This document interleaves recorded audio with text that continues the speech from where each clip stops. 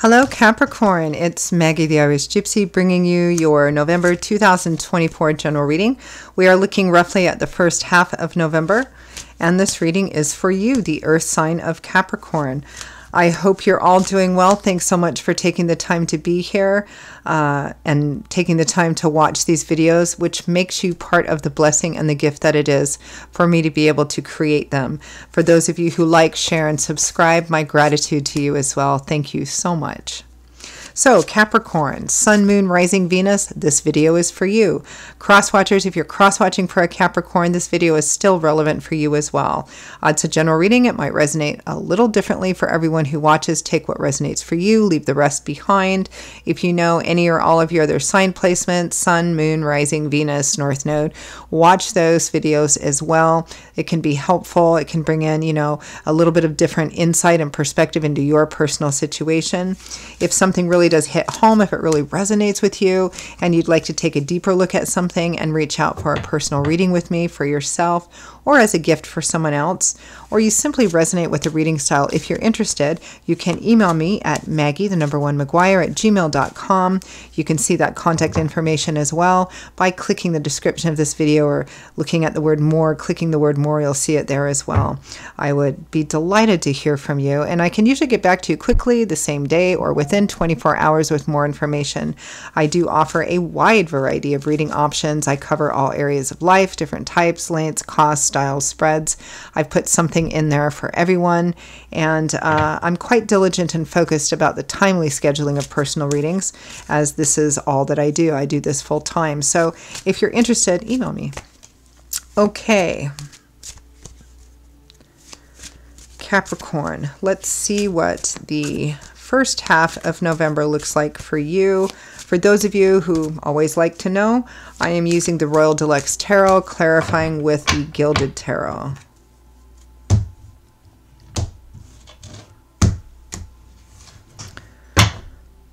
Okay.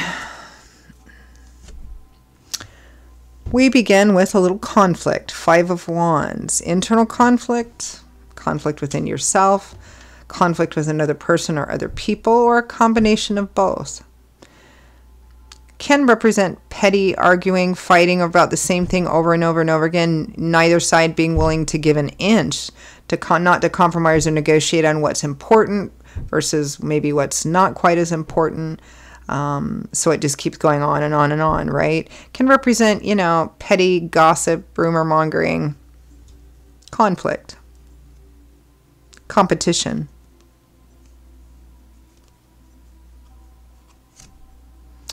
With the Hierophant, the institution, corporate energy, organized religions, faiths, ideologies, the tried and true path, the path that the largest group of people follow. Maybe bucking the system, so to speak, or pushing back against. It could be an actual group, organization, entity, or, an ideology, a belief system. Next, we have the Fool.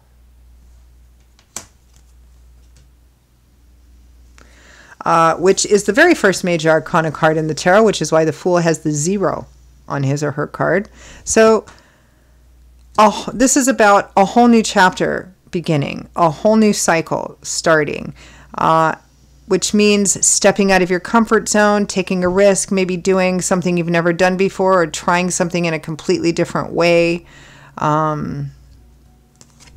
With the Knight of Wands. Knights always have a goal, a mission, an objective, and they are very single-minded and focused in achieving that. So it often represents offers and opportunities, or the focus that you're going after something. The Knight of Wands is the Knight of Fire, so very quick, very spontaneous, very impulsive.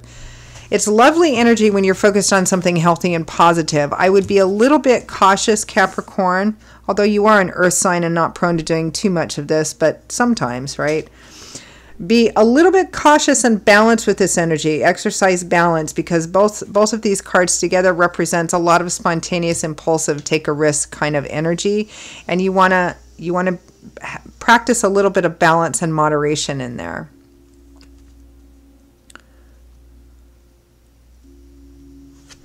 Next, we have the Page of Coins or Pentacles, the Page of Earth. Pages can represent young people or children. They can represent messages. They represent basically being at the start of a path where you're gaining knowledge, learning information, because pages can't really manifest anything specific yet until they mature into the knights, and the knights take what they've learned and they begin to charge out there and do all kinds of stuff with it. Then they mature into the kings and queens, where they learned a more balanced way of utilizing that to the best, for the best result.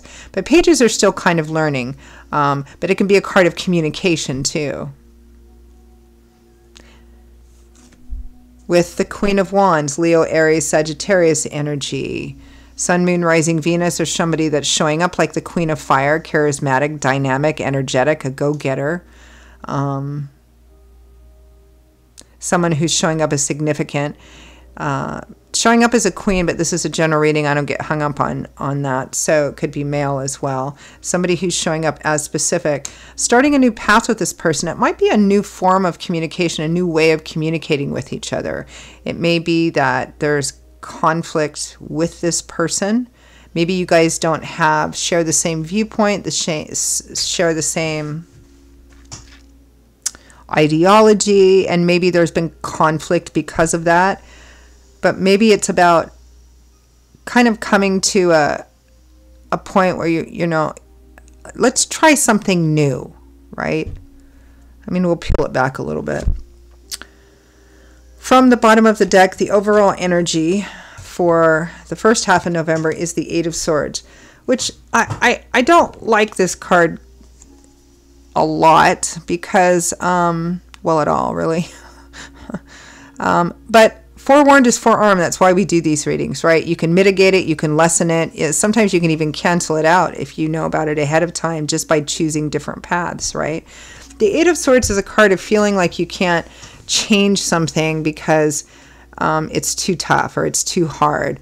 You know, maybe the external challenges. Because swords, the suit of swords is governed by the element of air, which governs what? It governs this, our brain, our intellectual landscape, which means what? It means the way we think, the way we look at things, our perspectives, our perceptions, our ideologies, because that is what makes us tell ourselves this is what reality is and how you react to that reality. So the Eight of Swords, you see this person is kind of trapped in this circle of swords. Those swords are really symbolic for ideas, ideologies, perceptions, really the reasons, excuses, and justifications why we give ourselves for, I can't change this situation because this is somebody who's finds themselves in a situation or has gotten themselves in a situation they feel they can't get out of because of all kinds of reasons. Fill in the blank, right? I can't because of this and that's too hard, and I can't because of that, it'll take too long, or I can't because of, you know, on and on and on, right? When really we're afraid to make a change. We're afraid to step out into the unknown. We're afraid of the challenges, right? And so we allow that fear to keep us stuck in this unsatisfying situation. But we tell ourselves it's because we're not able to, but we really are able to. So we can change this, right? It's overcoming that sense of fear and possibly apathy or thinking that, you know, we've gone too far down the rabbit hole that we can't get back up again, but you can. Let's peel that back a bit.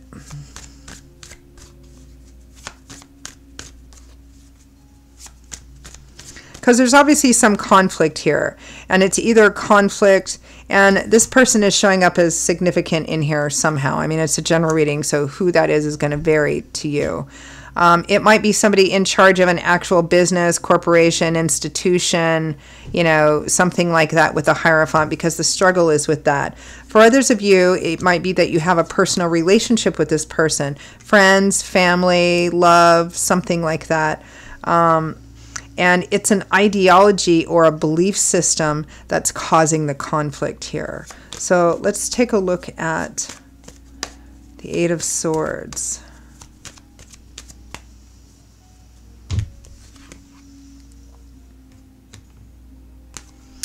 the Seven of Cups. The Seven of Cups is a card of looking at what the possibilities and potential are and focusing on what the positive possibility and potential is. Here, clarifying that, it's like you've closed yourself off from even looking at another way to deal with this or another way to tackle this, or maybe can you come to some kind of compromise point? Well, here's that Queen of Wands again, Leo, Aries, Sagittarius energy. Six of Pentacles, which is a card of charity and giving, or needing to be more open to giving and receiving, you know.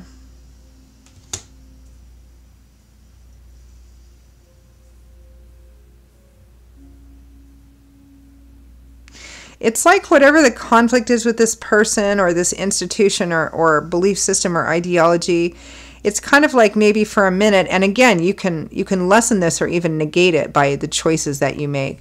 It's like it's either you can't or you don't want to look at what the possibility or potential might be to improve this situation or change the situation, because you're telling yourself it's too hard, right? And it's not to trivialize what challenges there are. I'm sure there are challenges in this situation, but the Eight of Swords is a card that says, well, I can't. It's too challenging. It's not. You can. You got this, Capricorn. All right, Five of Wands, the Hierophant.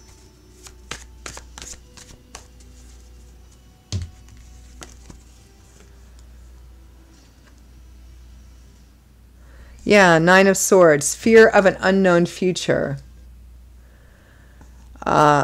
Again, this is dwelling on the negative, dwelling on, okay, well, if I do this, this bad thing would happen. If I do that, this other bad thing will happen. If I don't do this, well, then this horrible thing might probably happen.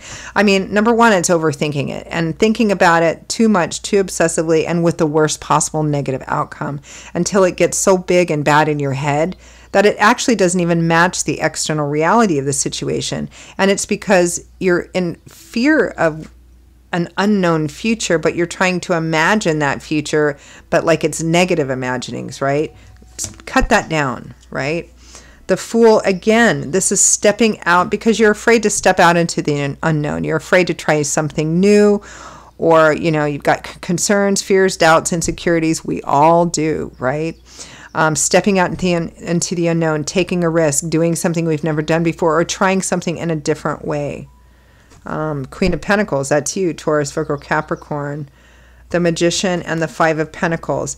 It's about challenging yourself and going through this challenge, which is basically yourself, of overcoming the idea inside your head that I can't change this, or I can't try something new, or I can't do this because it probably won't work anyway because of this. But there's a way that you can do it that's going to overcome this. Perhaps it might be financial and material insufficiency, or feeling like you're shut out or estranged from a group or a person or something of that sort. Let's take a look at that Fool and the Knight of Wands.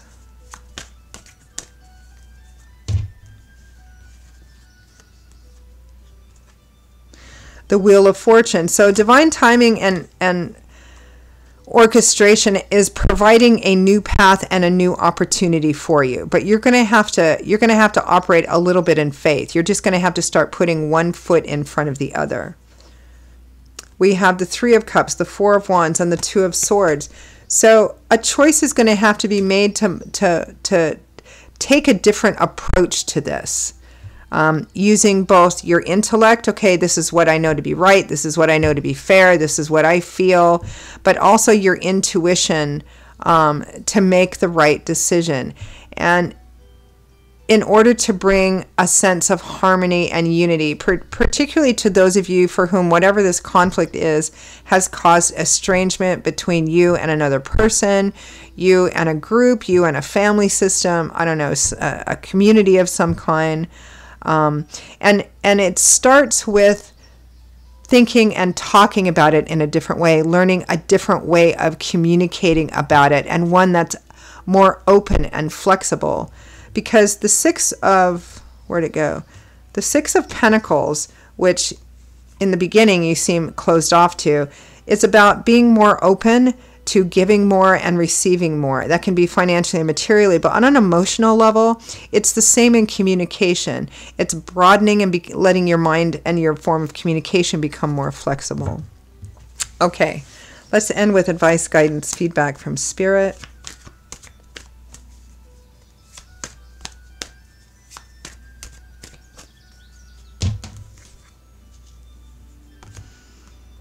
The Chariot.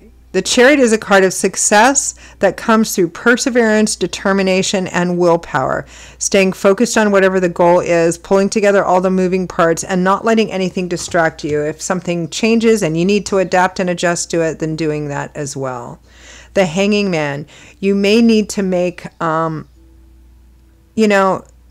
sacrifices, and those sacrifices can represent compromise and negotiation, which all of us have to do. Not compromising the most important things, but compromising on the lesser important things. And sacrifice can also represent, getting a different perspective, and also getting a different perspective on accountability and responsibility for your own actions and thoughts and communications and all of that as well. The Knight of Pentacles. The Knight of Pentacles always achieves his or her objective. Step by step, steady Eddie, paying attention to the details, not rushing ahead, covering all the bases. It's also another indication that whatever your success and your goal is here, it can totally be achieved.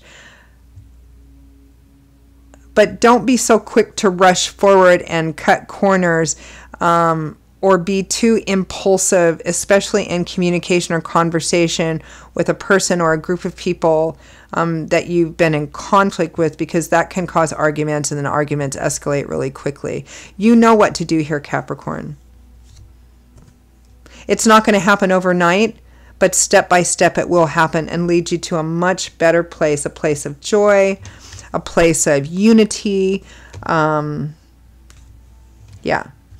All right, I'm going to leave it there. Capricorn, those are your messages for the first half of November 2024. For those of you for whom they resonated, I hope it was helpful, useful, food for thought, gave you something, or validated even, gave you something to think about.